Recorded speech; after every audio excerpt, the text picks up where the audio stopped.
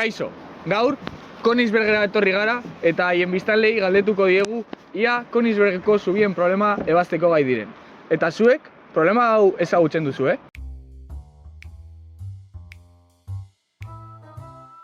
Königsbergeko biztanle bat aurkituko dugu.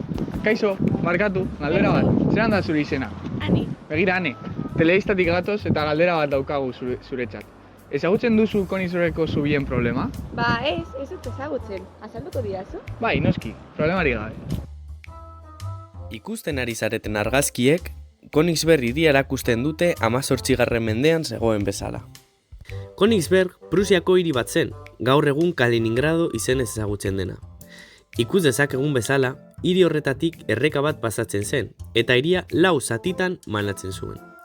Zati horiek konektatzeko, Königsbergen 7 zubi eraiki ziren. Problemaren galdera hurrengoa da. Argazkia ikusita, posiblea izango litzateke hiri horretatik paseo bat ematea zubi guztietatik behin eta bakarrik behin pasatuz eta bi puntura bueltatuz? Oso problema interesgarria. Eta ebazpenari buruz, zer ditzozu? Uste duzu gai izango zinatekela problema hau ebazteko? Bai, justo atera naiz orain entrenatzera, beraz saiatu ahal naiz ebazpena lortzen. Ze zara, kirolaria, korrikalaria du? Bai, txikitatik egiten dut korrika eta lehiaketetan ere parte hartzen dut. Bueno, sorte hon eta halako ibilbide aurkitzen baduzu, guk hemendik egongo gara gaur goizean, eta jo dezakezu guregana eta sari bat izango dugu zuretzat. Bale, hasiko naiz.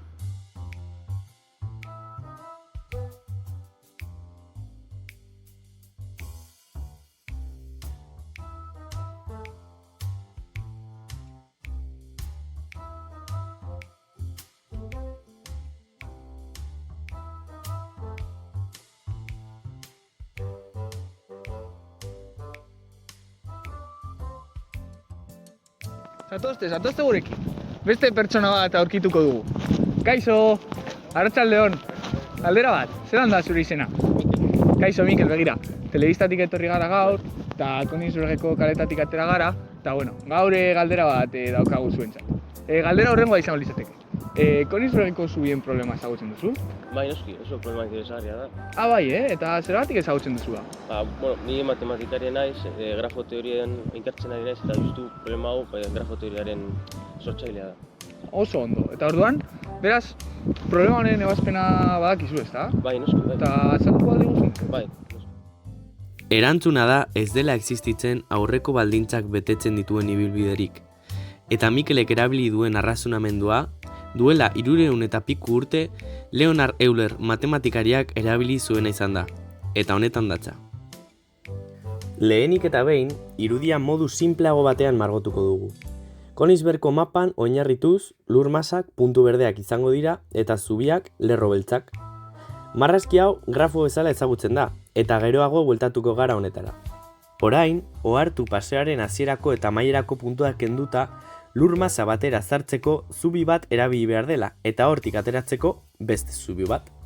Hau da, zubi bakoitza behin bakarrik zeharkatzen bada, lur masa bakoitza ukitzen duten zubien kopurua bikoitia izango da.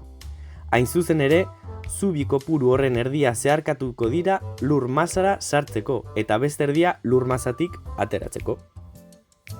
Königsbergen zubien kasuan, lur masa guztiek zubi kopuru bakoitia dute.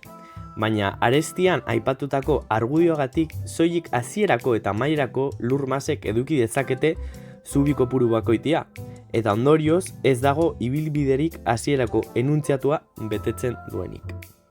Mikel, harrigarria izan da, zundituta geratu gara.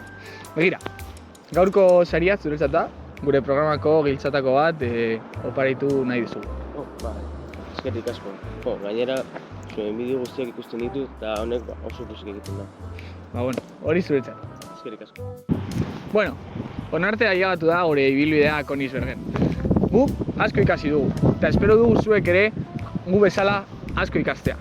Besterik gabe, hurrengo astera arte agur esango dizuegu, eta espero dugu gurekin ikasten izatea. Ane!